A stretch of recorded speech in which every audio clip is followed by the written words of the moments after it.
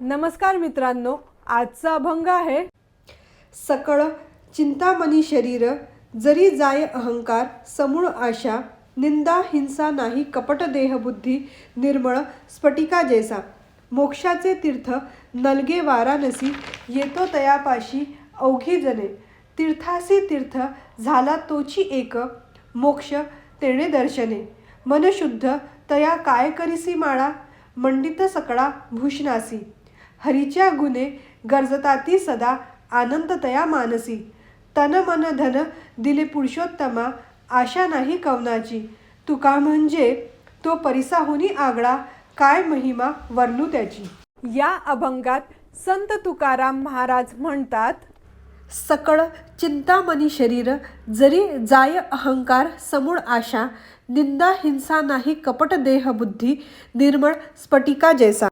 मानवी शरीरातील अहंकार, आशा, निंदा, हिंसा, कपट, देहबुद्धी जर लय पावली तर मानवी शरीर हे सकल कामनापूर्ती करणारे चिंतामणी आहे.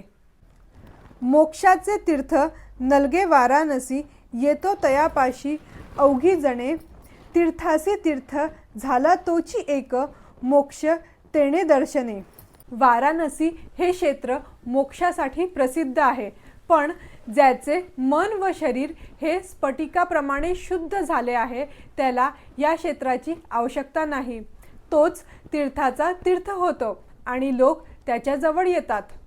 मन शुद्ध तया काय करिसी माळा, मंडित सकळा भूषणासी. हरीच्या गुणे गरजताती सदा, आनंद तया मानसी.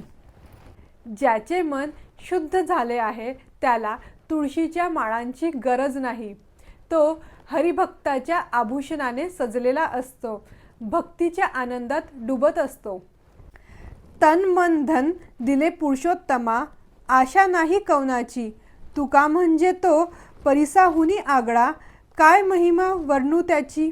तुकाराम महाराज म्हणतात, ज्यांनी तन मन धन विठ्ठलचरणी अर्पण केले आहे त्याच्या आशा आकांक्षा लयाला गेले आहे, तो परिसापेक्षा श्रेष्ठ आहे. जय हरी विठ्ठल.